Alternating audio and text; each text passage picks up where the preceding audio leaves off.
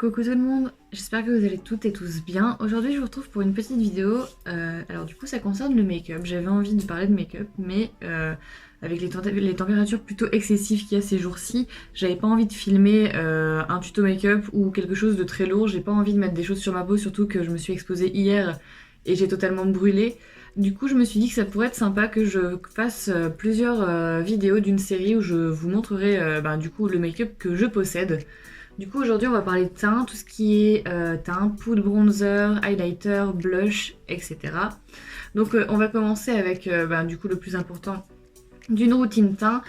C'est la crème de jour, donc pour moi c'est la Reboost de Mike Clarins. Donc ça va faire quelques mois que je la teste. J'avais la gamme complète avec le soin, la crème de nuit et le nettoyant et j'en suis plutôt satisfaite, l'odeur est plutôt cool.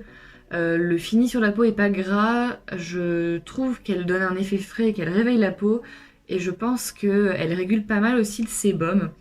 Donc pour moi du coup c'est la seule crème de jour que j'utilise en ce moment. J'aime bien finir mes peaux avant d'en entamer une nouvelle. Donc celle-ci est très très bien et il me semble que j'avais eu le pack avec le nettoyant et la crème de nuit pour 25 € alors que le pot seul coûte 25 €. Donc du coup j'ai eu l'impression de faire une affaire et j'ai totalement fait une affaire. Ensuite, j'ai un flouteur de pores. J'avais le Professional de Benefit, mais je l'ai pas aimé du tout. Du coup, je l'ai revendu. Je l'ai quasiment pas utilisé. Mais j'ai le Pores No More de Dr. Brent. Donc, c'est un flouteur de pores. Donc, c'est bien sûr hyper comédogène. Donc, pour ne pas avoir de boutons, il faut totalement bien se démaquiller, se nettoyer vraiment bien la peau après. Parce que ça a tendance à rester et à faire des boutons si jamais on nettoie pas bien. Donc je l'avais eu en échantillon il y a un petit moment et comme il coûte plutôt cher, il me semble qu'il doit être dans les 40 ou 50 €, je l'avais eu en solde à moitié prix, donc j'étais vachement contente de le trouver. Donc ensuite on va passer au fond de teint pur et dur. Donc je vais vous parler du Lock It de Kat Von D que j'ai utilisé pendant un petit moment, que je n'utilise plus parce que il a un effet plâtre sur moi, c'est pas du tout naturel.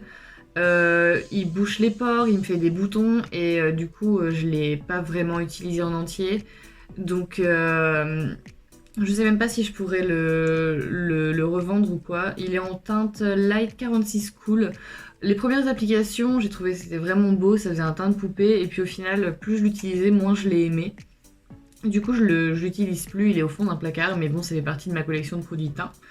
Ensuite, j'ai une CC crème en échantillon de la marque It Cosmetics. Il me semble que du coup j'ai eu chez Sephora en teint de fer. Donc ça se présente comme ceci. Je l'ai pas encore testé et il me semble que là dans le packaging ça a l'air un peu jaune pour ma peau. Faut savoir que j'ai une peau qui est pas mal blanche, sauf quand je bronze ou quand je brûle. Mais du coup avec des sous-teintes de jaune je pense que ça va pas m'aller. Je le testerai. De toute façon c'est un échantillon donc c'est fait pour. Mais je ne suis pas sûre qu'il m'aille vraiment. Ensuite, je possède le Dior Backstage, enfin ce qu'il en reste puisqu'il reste pas énormément et forcément je n'ai plus la teinte, si en teinte 2N et il est plutôt pas mal, la couvrance est vachement modulable, il est facile à travailler, il fait un effet naturel, j'ai pas de boutons avec, il matifie plutôt bien, il est plutôt liquide, du coup à l'éponge c'est un bonheur à travailler. C'est ce que je mets quand je suis un petit peu bronzée et que, allez, fin d'été, automne, je trouve que c'est la couleur qui me correspond, ou même printemps, enfin fin de printemps, début d'été, quand je commence juste à avoir des couleurs ou quand je finis d'en avoir. C'est vraiment ce que je mets parce que je l'adore, il est vraiment très très bien. J'étais contente de pouvoir m'acheter un produit Dior au prix d'un fond de teint classique du genre Too Faced ou Urban Decay parce qu'il me semble qu'il était à 39 €. Et en fait, ce qui change des autres produits Dior, je pense que vous en avez entendu parler, c'est que dans celui-ci, il n'y a pas de soin, il n'y a pas de protection solaire et le flacon n'est pas en verre. Donc au final, on paye pour la marque Dior, pour un fond de teint Dior, mais sans les vertus des crèmes qu'il peut y avoir dans les autres fonds de teint. Donc celui-ci est vraiment très très bien, je pense que ça doit être un de mes chouchous avec celui que je vais vous présenter en dernier. Ensuite j'ai la bébé crème Garnier Skin Active Bébé Light toute carnation en fait, donc c'est une crème, c'est une bébé crème qui est blanche à la base et plus vous la travaillez plus elle est colorée. Donc ça il y a une protection solaire dedans il me semble Et c'est ce que je mets l'été quand je dois aller travailler ou quand je dois sortir parce que je supporte pas vraiment d'avoir de fond de teint sur le visage. Et ça c'est plutôt léger, le seul souci c'est que du coup ça me donne un teint glowy et je préfère les teints mat. Bon pour l'été c'est pas gênant, c'est ce que j'ai mis aujourd'hui parce que du coup j'ai pris des coups de soleil sur une seule partie du visage et l'autre partie est pas très colorée donc j'ai essayé de rehausser. Mais c'est plutôt agréable à porter et ça fait un effet maquillé mais pas trop. Donc c'est celle que j'utilise vraiment l'été. Ensuite, du coup, mon dernier fond de teint en date, c'est le Peach Perfect en teinte Snow de Too Faced. Donc ça se présente en petits tubes comme ça. Donc c'est la collection des produits à la pêche. Je trouve que le packaging est pratique parce que c'est un flacon pompe comme ça. Il sent super bon, l'odeur est pas du tout entêtante, elle reste un peu sur la peau, mais plus comme un petit parfum en fait. Elle est super... c'est super agréable. C'est écrit que c'est sans huile. Ça se porte pendant 14 heures. Ça a un contrôle sur le sébum. Et c'est photo-friendly. Du coup, ça ne fait pas effet blanc quand vous prenez une photo. Et c'est en teinte snow, donc la plus claire, il me semble. Parce que du coup, je suis obligée de taper dans les teintes les plus claires. Donc celui-là, je l'ai mis en hiver et au début du printemps. Et vraiment, il est super confortable. Je le sens pas. Mais c'est vrai que pour l'été, avec la chaleur, j'ai tendance à pas le mettre parce que du coup, j'ai pas envie que du coup, le reste de mon corps bronze ou brûle et que ma peau reste blanche. Mais franchement, je vous le conseille à 100%. Il sent super bon et il fait vraiment un teint de poupée. Ensuite, on va passer au correcteur. Donc, j'en ai un de chez Max More, donc celui qu'on trouve chez Action. C'est écrit, il me semble que c'est Brighter No Concealer. Donc, en fait, vous avez un petit pinceau comme celui-ci et vous tournez pour faire sortir le produit. Donc je l'utilise quand j'ai des petits boutons ou en anti-cerne, mais c'était en attendant d'en acheter un autre parce que du coup il coûtait 1,99€ je pense et pour ce prix là je l'ai acheté 2 fois. Donc là c'est le deuxième, mais depuis que j'ai acheté du coup celui que je vais vous présenter juste après, je ne l'utilise plus donc dès que je suis en rade de concealer j'utilise celui-là, il fait très bien le taf. Il est cool, il file pas trop dans les ridules et franchement il se travaille plutôt bien. Ensuite j'ai le Conceal and Define de Makeup Revolution. Alors c'est en teinte C1, donc il me semble que c'est la teinte la plus claire. Donc j'ai pris vraiment une teinte en dessous de mon fond de teint et il est vraiment bien. Je l'utilise en tant que concealer, je l'utilise en tant qu'anti-cerne, je l'utilise en tant que base à paupières et il est vraiment génial. Il se travaille bien. Le petit souci c'est que du coup, c'est un gros embout en fait, et moi j'ai pas besoin de toute la matière que m'apporte un embout en fait. Donc en général, j'en dépose un petit peu et je le travaille avec un petit beauty blender et ça me suffit amplement. Il est vraiment très très bien. Il me semble qu'il doit coûter un truc genre 4,50€, donc c'est vraiment vraiment pas excessif. Ensuite, dans ce qui concerne les poudres, donc compactes ou translucides ou matifiantes ou libres.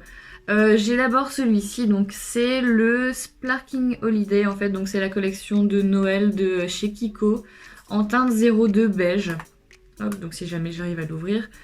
En fait j'avais celle de la collection précédente en fait, puisque j'avais travaillé chez Kiko à un moment et j'avais pu l'avoir et je l'avais adoré en fait. C'est ce que je mets en plus pour matifier ma peau l'hiver quand j'ai vraiment besoin d'une couvrance totale. Étant donné que j'ai ma peau qui a tendance à rougir à certains endroits, elle est vraiment pas dégueu comme poudre. Elle a une odeur de chocolat un peu sucré. Moi j'aime bien les produits qui sentent des odeurs sucrées ou fruitées. Elle est vraiment vraiment pas mal. Ensuite j'ai la poudre Mineralize Skin Finish Natural de MAC en teinte Medium Plus. Donc elle est déjà vachement entamée et elle est franchement super vieille. Le souci avec celle-là, c'est que pour le coup, elle est un peu foncée. Donc quand j'ai un teint qui est vachement clair, je l'utilise pour la rehausser, pour rehausser mon teint. Mais sinon, j'aime pas plus que ça l'utiliser. Donc elle est vraiment dans un tiroir caché et je la ressors vraiment quand j'ai vraiment vraiment besoin. Mais sinon, c'est une poudre que je n'utilise plus. Ensuite, on va passer aux poudres libres que je ne vais pas ouvrir parce que j'ai un pantalon noir et j'ai toujours tendance à en mettre un peu partout. Du coup, j'ai la poudre de Hawaii Studio que vous pouvez trouver sur le site Shop Miss A, donc c'est Perfect Setting Powder. Donc c'est une poudre comme ça qui est blanche translucide et franchement elle donne pas un teint pâle, elle matifie vachement bien pour les retouches en journée, elle est vraiment parfaite. Elle coûte genre 1$, donc ça doit rendre 83 centimes je pense. Et elle est vraiment vraiment parfaite. J'en ai encore un dans mon stock en fait. C'est une poudre qu'on m'avait offert pour mon anniversaire, c'est mon amie Julie, donc si tu passes par là je te fais des bisous parce que cette poudre elle est vraiment genre super top. Et ensuite j'ai fait un petit craquage puisque bah du coup comme j'ai le fond de teint de la gamme Peach Perfect, je me suis dit pourquoi pas acheter la poudre libre de Peach Perfect, donc c'est celle-ci, je l'ai prise en taille mini, il me semble qu'elle était à 14 € chez Sephora. Et c'est pareil, elle est un petit peu colorée en fait, mais elle ne colore pas plus la peau en fait. Elle est vraiment très bien, elle sent super bon, elle est douce, elle est fluide, on la sent pas sur la peau. Et pour le coup, moi qui travaille chez Burger King, où il fait assez chaud rapidement, qu'il y a des friteuses, etc., où on a tendance à briller plus rapidement, et bien cette poudre est vraiment très très bien puisque j'ai l'impression que je brille beaucoup moins vite. Ensuite, du coup, on va passer tout ce qui est bronzer, highlighter et blush. Je vais commencer par vous montrer ma première palette de teint que j'ai achetée, je pense que ça doit remonter à 2 ans. C'est la BK en collaboration avec Jaclyn Hill.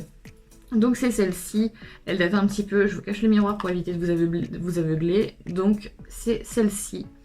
Donc dedans en fait vous avez 2 highlighters, un bronzer et 2 blushs. Donc je vais commencer avec les highlighters. Donc vous avez celui-ci qui est quand même déjà bien entamé, c'est le C-Pop, c'est celui que je mets le plus.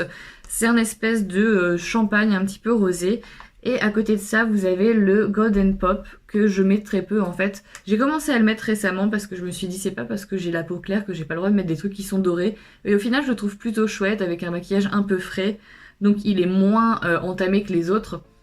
Mais franchement, il est super bien. D'ailleurs, quand du coup le C-Pop sera fini, je pense que je me le rachèterai en format tout seul. Mais il me semble que je l'avais eu en réduction. Elle devait être à 38 €. Un truc comme ça, ou peut-être 25 € alors que l'highlighter seul était à 26. Du coup, bah, c'est pareil, j'ai fait une affaire en l'achetant. Je vais continuer avec les blushs de cette palette. Donc vous avez celui qui est ici qui s'appelle Rose. C'est un blush un petit peu irisé. Donc celui-là, c'est celui que je mets le plus. Il est vraiment super naturel. J'ai pas besoin de mettre forcément d'highlighter énormément avec. Il est cool. Et il y a celui-ci qui s'appelle, il me semble, Pamplemousse Rose. Non ? Juste pamplemousse. Et c'est un blush mat. Donc celui-ci, je vous avoue que je le mets que quand je veux vraiment faire un maquillage qui se voit de loin, ou quand je sors le soir pour faire vraiment un effet bien rose. Mais c'est pas celui que je préfère, c'est pas du tout un rose comme ça que... les roses comme ça, c'est pas vraiment les blushs que je préfère porter. Parce que je trouve que, étant donné que j'ai la peau super pâle, les blushs roses comme ça ont tendance vraiment à faire tache. Après, quand je suis un petit peu bronzée, je pense que j'ai tendance à mettre plus de blush comme ça, mais sinon, étant donné que je suis blanche les 3/4 de l'année, c'est pas vers ce genre de blush que je me rapprocherai. Ensuite, du coup, il y a le bronzer qui s'appelle Almond. Bon, amande en fait. Et pour le coup, je l'ai utilisé pendant super longtemps puisque c'est mon premier bronzer, puisque c'est ma première palette de teint. Et au final, je trouve qu'il est beaucoup trop chaud pour moi parce que c'est un marron qui est chaud. Donc pour remédier à ça, en fait, j'ai acheté celui-ci de Makeup Revolution. En fait, c'est le Bronzer Kiss et c'est, il me semble, une teinte médium. Donc il est livré avec une petite houppette comme ça en mousse que je n'utilise pas, que j'ai utilisé mais que je n'aime pas utiliser.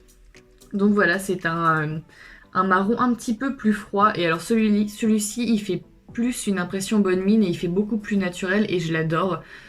Il ne bouge pas et il me semble que j'ai dû le payer en solde 2 € sur le site de Makeup Revolution, peut-être sur Beauty Bay, mais en tout cas il n'est pas excessif non plus. Du coup on va repasser sur les blushs. Et on finira par les highlighters. Donc j'ai ce blush de Bobbi Brown qui s'appelle le Tawny 2. Donc ça c'est ma copine Lou que vous pouvez aller voir sur les réseaux sociaux qui s'appelle Maudie Jungle sur Instagram. Donc c'est un rose en fait, c'est un vieux rose. Et alors pour le coup celui-là ça fait des années que je l'ai et il est même pas creusé. Pourtant je le mets quasiment tous les jours. C'est vraiment la teinte que j'adore porter. Je le mets juste au niveau de ma pommette et il est vraiment magnifique, je l'adore, je pense que ça doit être mon préféré. Et j'ai vraiment pas hâte qu'il se finisse parce que je suis pas sûre qu'on puisse retrouver la teinte encore. Et c'est le seul produit de chez Bobbi Brown que j'ai et franchement j'adore, il s'étale bien, il se travaille vraiment très très bien. Il est pas hyper poudreux non plus, il est génial. Et du coup, ma copine Solène de la chaîne Colorful Palette m'avait donné la Benetint en même temps que mon swap. Et en fait, je l'utilise, elle l'avait pas aimé, et moi je trouve ça vraiment super drôle en fait d'avoir un blush sous forme liquide en fait. Et ça fait au final très très naturel, j'adore vraiment le porter. Je le mets un petit peu moins en ce moment parce que du coup comme j'essaie de moins mettre de choses sur ma peau, mais sinon quand je l'ai porté cet hiver ou au printemps, j'ai vraiment adoré le mettre, donc j'ai hâte d'être à l'hiver prochain pour pouvoir le remettre parce qu'il est génial. Ensuite au niveau highlighter, j'ai cet highlighter liquide en teinte 138 Dreamcatcher, donc c'est un highlighter liquide de la marque Max More de chez Action. Donc sous forme de petites pipettes comme ça. C'est plutôt sympa, en général je le mets en dessous et je mets le C-Pop de la palette BK au-dessus, comme ça donne encore plus de brillance et j'aime beaucoup beaucoup le rendu. Ensuite j'ai un produit de chez Fenty Beauty, donc c'est l'highlighter Trophy Wife, donc c'est vraiment un doré magnifique. Donc c'est pareil, celui-ci, j'ai mis énormément de temps avant de craquer dessus parce qu'il est vraiment, vraiment pour le coup doré, il tire vraiment, vraiment sur le jaune. Et je me suis dit que j'avais une peau trop pâle pour la mettre. Et puis au final, je me suis dit, enfin, personne ne va choisir la façon dont je vais me maquiller, donc bah tant pis, je l'achète. Et au final, je l'utilise. Je le mets pas sur mon nez comme j'ai l'habitude de mettre les highlighters, mais je le mets juste au niveau de mes pommettes et de temps en temps je l'utilise sur mes paupières et je regrette vraiment pas de l'avoir acheté. Quand ma meilleure amie passe chez moi, elle a une peau qui est plutôt mate puisqu'elle est mauricienne et sur elle ça va vraiment trop bien et au final je trouve que sur moi il est pas dégueulasse donc franchement je l'adore et pour rien au monde je regrette cet achat. Et on va finir par un produit, du coup je suis assez mitigée par ce produit. Donc c'est de la collection Tutti Frutti de Too Faced en fait, c'est des highlighting drops, donc des gouttes illuminatrices ou larmes illuminatrices. Donc en fait ça se présente sous forme d'un flacon pipette, donc vous secouez avant. Donc on secoue, hop, et du coup vous prenez un petit peu, je vais montrer sur ma main, hop. Et en fait, ça fait des paillettes que vous pouvez utiliser sur votre corps. Je sais pas si ça va se voir. Donc moi, je le mets en tant qu'highlighter de temps en temps avec un autre highlighter poudre au-dessus. Et sinon, je le mets sur ma peau. Mais au final, je ne sais pas pourquoi je l'ai acheté parce que je me dis qu'il y a tellement de produits qui font le même taf. J'ai une huile de chez Yves Rocher qui est pailletée. J'ai plein de trucs pailletés. Donc au final, je pense que je regrette un petit peu mon achat. Après, c'est super joli. Dans le décolleté, ça fait carrément joli. Mais bon, je suis pas sûre de pouvoir mettre ce truc sur mes coups de soleil tout de suite. Mais en tout cas, ah non, j'ai encore un dernier produit. Donc j'ai le spray fixateur Face Makeup Fixer de chez Kiko, qui est bientôt vide, que j'utilise quand je fais des make-up plutôt chargés, ou quand j'ai vraiment besoin que mon teint ne bouge pas. De temps en temps, je l'utilise aussi pour fixer les paillettes sur mes yeux et franchement, il fait le taf, il est pas très cher. Bon après, l'odeur sent bon, mais je trouve que ça sent plus comme de la laque. Je sais qu'il y a des fixateurs de maquillage qui sentent le fruit, etc. Et je pense que quand j'aurai terminé celui-ci, je me redirigerai vers ça. Mais pour l'instant, celui-là fait le taf. Du coup voilà, on a fini avec la collection de produits pour le teint. Je pense qu'après je passerai par les palettes et les rouges à lèvres. Donc dites-moi si ça vous intéresse que je continue cette série. En tout cas pour moi, j'ai apprécié la tournée. Même si j'avais pas mes lunettes et que c'était difficile pour moi de lire les noms des produits. J'espère que cette vidéo vous aura plu. N'hésitez pas à laisser un petit commentaire, un petit pouce bleu, donc le petit like, et à vous abonner pour qu'on soit toujours plus. Et moi je vous fais des bisous et je vous retrouve pour une prochaine vidéo.